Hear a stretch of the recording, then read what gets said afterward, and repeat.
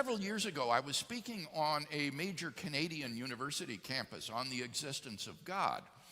And after my talk, one slightly irate student wrote on her comment card, "I was with you until you got to the stuff about Jesus. God is not the Christian God." I find that this attitude is all too prevalent today. Most people are happy to agree that God exists, but in our pluralistic society, it's become politically incorrect to think that God has decisively revealed himself in Jesus. What justification can Christians offer, in contrast to Hindus, Jews, or Muslims, for thinking that the Christian God is real? Well, the answer of the New Testament to that question is clear: the resurrection of Jesus. The Apostle Paul declared, "God will judge the world by the man he has appointed. He has given proof of this to all men by raising him from the dead." Acts 17:31. The resurrection is God's vindication of Jesus' radical personal claims to divine authority. So, how do we know that Jesus is risen from the dead? The Easter hymn writer says, "You ask me how I know he lives? He lives within my heart." Now, I think that this answer is perfectly appropriate on a personal level. But when Christians engage unbelievers in the public square, for example, in letters to the editor of the local newspaper, or in call-in programs on talk radio, or even just in conversation with coworkers, then it's crucial that we be able to present objective evidence in support of our beliefs. Otherwise, our claims have no more credibility than the claims of anyone else who says that he has a private experience of God. Fortunately, Christianity, as a religion which is grounded in history, can in important measure be investigated historically.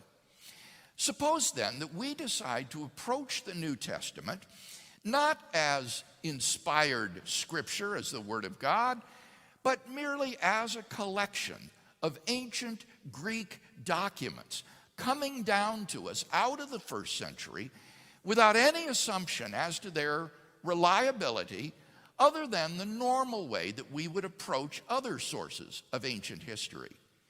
You might be surprised to learn that the majority of historians approaching the New Testament documents in this way have come to accept the fundamental facts undergirding the resurrection of Jesus.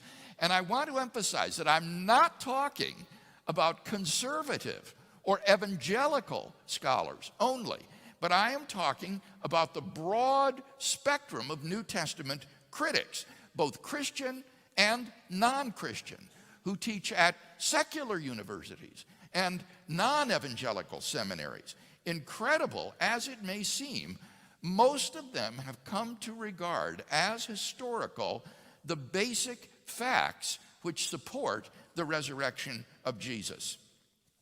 These facts are 4 in number. Fact number 1, after his crucifixion, Jesus was buried in a tomb by a member of the Jewish Sanhedrin named Joseph of Arimathea. This fact is important because it means that the location of Jesus' tomb was known in Jerusalem to both Jew and Christian alike. New Testament scholars have established the historicity of this fact on the basis of evidence such as the following. Number 1, Jesus' burial is attested multiply in early independent sources. This is one of the most important criteria that historians use for establishing historical facts. If an event or a saying is attested in multiple sources which are independent of each other, and at least one of which is early, then it is much more probable to be historical rather than made up. And the burial of Jesus is multiply and independently tested in such early sources. For example, Jesus' burial is mentioned in the very old tradition, which is quoted by Paul in his first letter to the church in Corinth. Paul wrote, "For I delivered to you as of first importance what I also received." And then he begins to quote this formula, that Christ died for our sins in accordance with the Scriptures, and that he was buried, and that he was raised on the third day in accordance with the Scriptures, and that he appeared to Cephas, or Peter, then to the 12. Paul here not only uses the typical rabbinical technical terms, received and delivered, with regard to the tradition that he hands on, but these verses are a highly stylized four-line formula filled with non-Pauline characteristics. This has convinced all scholars that Paul is, just as he says, quoting from an old tradition which he himself received and in turn passed on to his converts in Corinth. This tradition probably goes back at least to Paul's fact-finding visit to Jerusalem in AD 36, when he spent 2 weeks with Peter, Jesus' chief disciple, and with James, Jesus' younger brother, according to Paul's letter to the Galatians. Now, when you recall that Jesus was crucified in AD 30, that means that this tradition goes back to within the first 5 years after Jesus' death. So short a time span and such personal contact with the eyewitnesses make it idle to speak of legend in this case. Not only that, but the burial story is also part of very old source material used by Mark in writing his gospel. When you read the Gospels, you find that they tend to consist of brief snapshots of Jesus' life, which are loosely connected and not always chronologically arranged. But when we come to the story of Jesus' passion, that is to say, the final week of Jesus' life, his suffering and death, then we do have one smooth, continuously running narrative. This suggests that the Passion story was one of Mark's sources that he used in writing his gospel. Now, most scholars think that Mark is already the earliest of the 4 gospels, and Mark's source for Jesus' Passion then is, of course, even older. Comparison of the narratives of the 4 gospels with one another shows that their accounts do not diverge from one another until after the burial story. That implies that the burial account was part of that pre-Markan Passion story. So we have independent attestation of the burial of Jesus by Joseph of Arimathea from 2 of the earliest sources concerning Jesus of Nazareth: the pre-Pauline formula quoted in 1 Corinthians and the pre-Markan Passion story behind the Gospel of Mark. Number 2, as a member of the Jewish Sanhedrin, that is the Jewish court that condemned Jesus, Joseph of Arimathea is unlikely to be a Christian invention. There was a very strong resentment in the early Christian community toward the Jewish leadership for their role in the condemnation of Jesus. In Christian eyes, they had basically engineered a judicial murder of Jesus. And therefore, it's highly improbable that Christians would invent a member of the court that condemned Jesus, who then honors Jesus by giving him a proper burial instead of allowing him to be dispatched like a common criminal. Number 3, No other competing burial story exists. If the burial by Joseph of Arimathea were fictitious, then we would expect to find either some historical trace of what actually happened to Jesus' corpse, or at least some competing legends. But all of our sources are unanimous on Jesus' honorable interment by Joseph. For these and other reasons, the majority of New Testament scholars concurred that Jesus of Nazareth was in fact buried in a tomb by Joseph of Arimathea. According to John A.T. Robinson of Cambridge University, the burial of Jesus in the tomb is, and I quote, one of the earliest and best attested facts about Jesus. Fact number 2. On the Sunday morning following the crucifixion, Jesus' tomb was found empty by a group of his women followers. Among the reasons which have led most scholars to this conclusion are the following 5 points. Number 1, the historicity of the burial account supports the empty tomb. Now you ask, how is it that the historicity of the burial account would show that the tomb was empty? Well, very simply, if the burial site of Jesus were known in Jerusalem, then it would be impossible for a movement founded on belief in the resurrection of the dead man to arise and flourish in Jerusalem in the face of a tomb containing his corpse. By the time the disciples began to preach the resurrection in Jerusalem, that tomb had to have been empty. Number 2, the empty tomb story is also multiply attested in early independent sources. For example, the empty tomb story is also part of the pre-Markan Passion source used by Mark. The Passion source used by Mark did not end in defeat and death with the burial. Rather, it ends with the empty tomb story, which is grammatically one piece with the burial story. They're really one story. Moreover, the old tradition cited by Paul in his first letter to the Corinthians implies the fact of the empty tomb. For any first century Jew to say, as Paul does, that he was buried and that he was raised would imply that a vacant grave was left behind. Moreover, the expression, on the third day, he was raised on the third day, probably derives from the women's visit to the tomb on the third day in Jewish reckoning after the crucifixion. The 4-line tradition that is cited by Paul summarizes both the gospel accounts on the one hand and the preaching in the book of Acts on the other. And significantly, the third line of Paul's formula, he was raised on the third day in accordance with the scriptures, corresponds in both cases to the empty tomb. Number 3, Mark's story of the empty tomb is simple and lacks signs of legendary embellishment.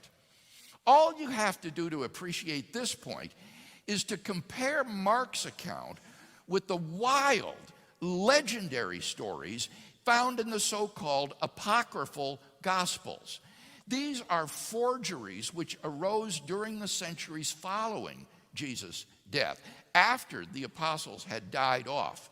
For example, in the so-called Gospel according to Peter, which arose in the second half of the 2nd century after Christ, the tomb is guarded not only by Roman soldiers, but also by all of the chief priests and Pharisees, as well as a large crowd from the surrounding countryside who have come to watch the tomb.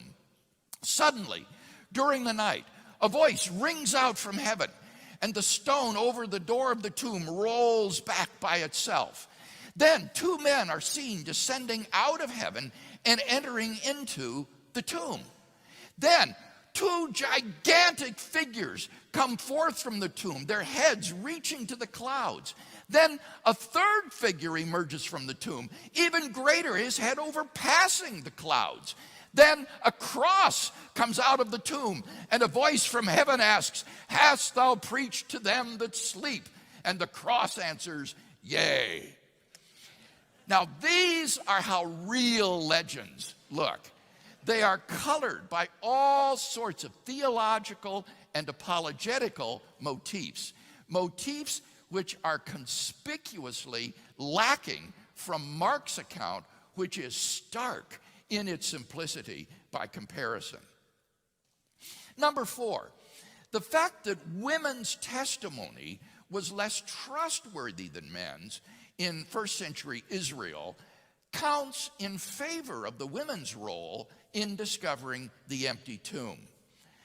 According to the first century Jewish historian Josephus, the testimony of women was regarded as so unreliable that it should not even be admitted into a Jewish court of law. How remarkable it is then that it is women who are the discoverers and principal witnesses to the fact of Jesus' empty tomb. Any later legendary account would certainly have made male disciples, say Peter and John, discover the empty tomb. The fact that it is women whose testimony was worthless who are the chief witnesses to the fact of the empty tomb is best explained by the fact that they were the discoverers of the empty tomb, and the gospel writers faithfully record what, for them at least, was a rather awkward and embarrassing fact. Number 5, the earliest Jewish allegation that the disciples had stolen Jesus' body shows that the body was in fact missing from the tomb. What was the earliest Jewish response to the disciples' proclamation, "He is risen from the dead"? That these men are full of new wine? That Jesus' corpse still lay in the tomb there in the garden?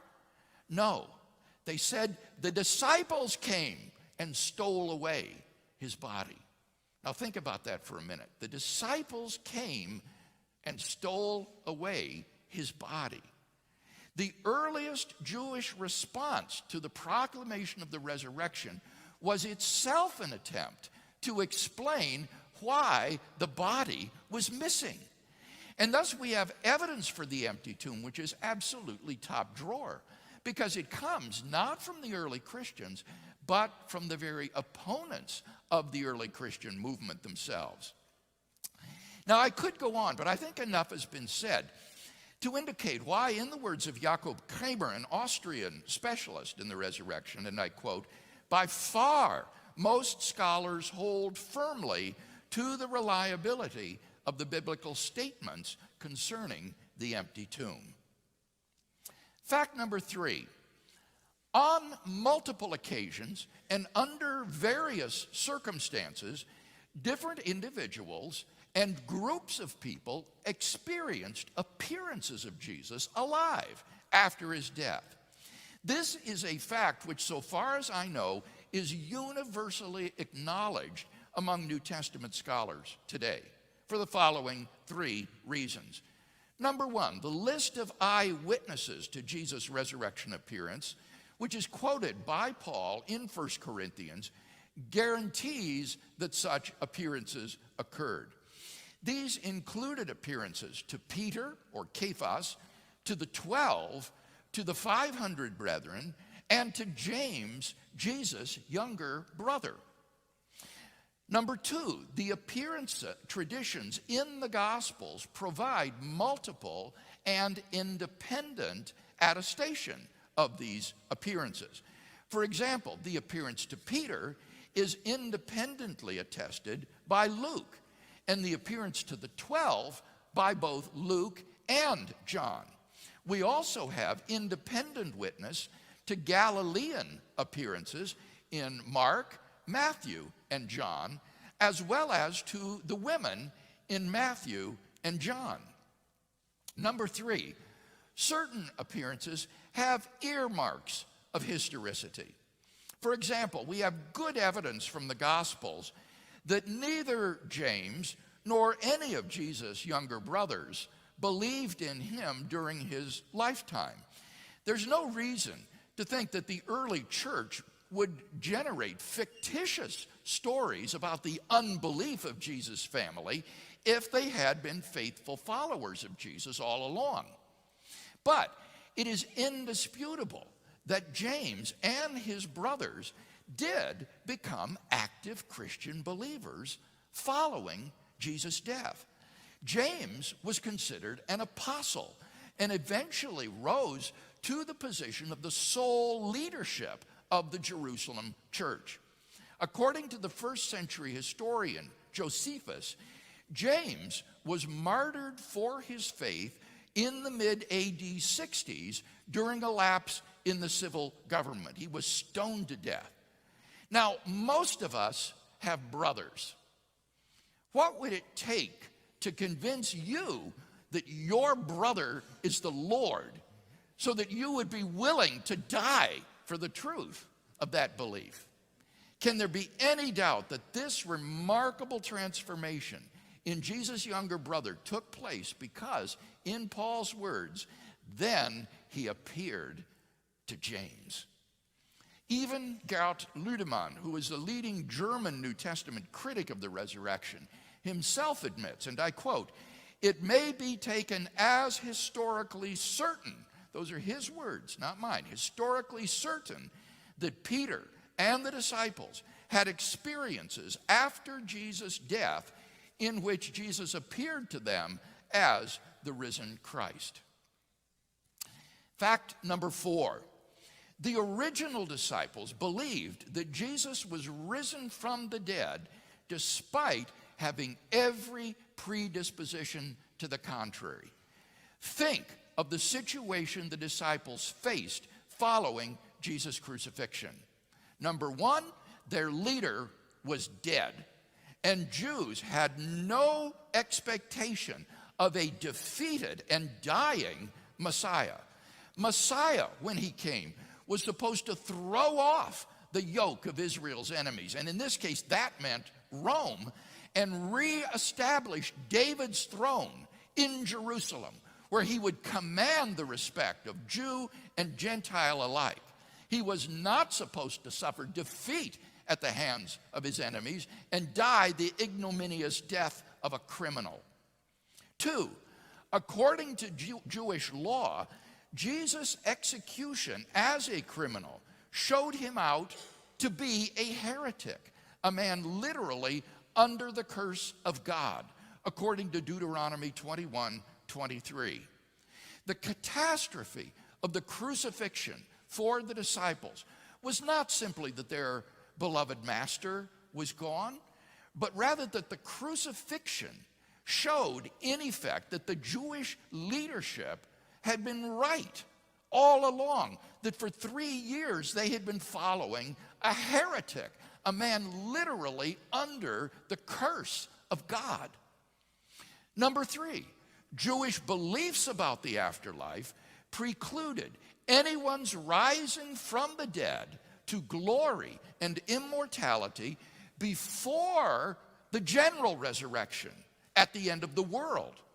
Confronted with Jesus' crucifixion, all the disciples could have done was simply to preserve their master's tomb as a shrine where his bones could reside until that day when they and all of the righteous dead of Israel would be reunited by God in glory.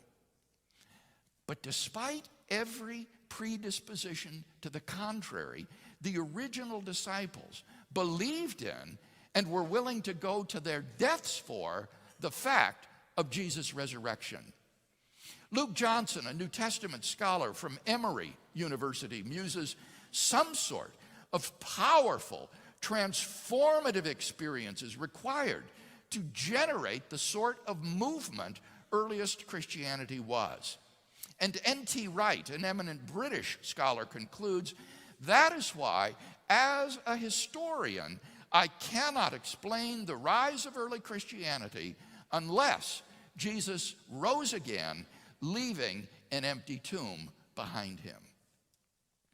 In summary, then, there are 4 facts agreed upon by the majority of New Testament scholars who have written on these subjects, which any adequate historical hypothesis must account for. Jesus' honorable burial by Joseph of Arimathea, the discovery of his empty tomb, his post-mortem appearances, and the very origin of the disciples' belief in his resurrection. Now the question is, what is the best explanation of those 4 facts?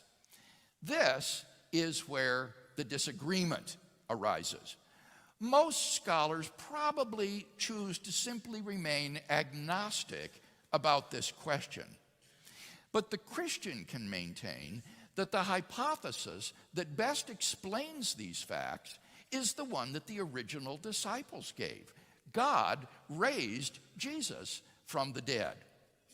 In his book, Justifying Historical Descriptions, the historian C.B. McCullough lists 6 tests which historians use in determining what is the best explanation for a given body of historical facts. And the hypothesis, God raised Jesus from the dead, passes all 6 of these tests. Number 1, it has great explanatory scope. It explains why the tomb was found empty, why the disciples saw post-mortem appearances of Jesus, and why the Christian faith came into being. 2, it has great explanatory power. It explains why the body of Jesus was gone, why people repeatedly saw Jesus alive despite his earlier public execution, and so on. Number 3, it is plausible. Given the historical context of Jesus' own unparalleled life and claims, the resurrection serves as divine confirmation of those radical claims. Number 4, it is not ad hoc or contrived. It requires only one additional hypothesis, that God exists. And even that needn't be an additional hypothesis if one already believes that God exists. 5, it is in accord with accepted beliefs. The hypothesis, God raised Jesus from the dead, doesn't in any way conflict with the accepted belief that people don't rise naturally from the dead. The Christian accepts that belief as wholeheartedly as he accepts the hypothesis that God raised Jesus from the dead. And finally, number 6, it far outstrips any of its rival hypotheses in meeting conditions 1 to 5. Down through history, various alternative explanations of the facts have been offered. For example, the conspiracy hypothesis, the apparent death hypothesis, the hallucination hypothesis, and so forth. Such hypotheses have been almost universally rejected by contemporary scholarship. None of these naturalistic hypotheses succeeds in meeting those 5 conditions as well as the resurrection hypothesis. Now, this puts the skeptical critic in a rather awkward situation. For example, I had a debate a few years ago with a professor at the University of California, Irvine, on the resurrection of Jesus. Now, this man had written his doctoral dissertation on the evidence for the resurrection, and he was thoroughly familiar with the facts. He could not deny the facts of Jesus' burial in the tomb, the discovery of his empty tomb, his post-mortem appearances, or the origin of the disciples' belief in his resurrection. And so, his only recourse was to come up with some alternative explanation of those 4 facts. And so, he argued that Jesus of Nazareth must have had an unknown identical twin brother who was separated from him just after birth, grew up independently somewhere, came back to Jerusalem just at the time of the crucifixion, stole his brother's body out of the tomb, and presented himself to the disciples, who mistakenly thought it was Jesus risen from the dead. Now, I'm not going to go into how I went about refuting this hypothesis, but I think that the example is instructive because it shows to what desperate lengths skepticism must go in order to explain away the evidence for the resurrection of Jesus. In fact, did you know that one of the world's leading Jewish theologians, the late Pinchas Lapid, who taught at Hebrew University in Israel, declared himself convinced on the basis of the evidence that the God of Israel raised Jesus of Nazareth from the dead. Now, if this is right, then it has profound implications. The significance of the resurrection of Jesus lies in the fact that it's not just any old Joe Blow that has been raised from the dead, but it is Jesus of Nazareth, whose crucifixion was instigated by the Jewish leadership because of his blasphemous claims to divine authority. If this man has been raised from the dead, then God, whom he allegedly blasphemed, has clearly vindicated those claims. The resurrection of Jesus is God's divine imprimatur on the claims of Jesus, that he was who he claimed to be. And thus, in an age of religious relativism and pluralism, the resurrection of Jesus stands as a solid rock on which Christians can take their stand for God's decisive self-revelation in Jesus. The rational man can now be hardly blamed if he believes that on that first Easter morning, a divine miracle occurred.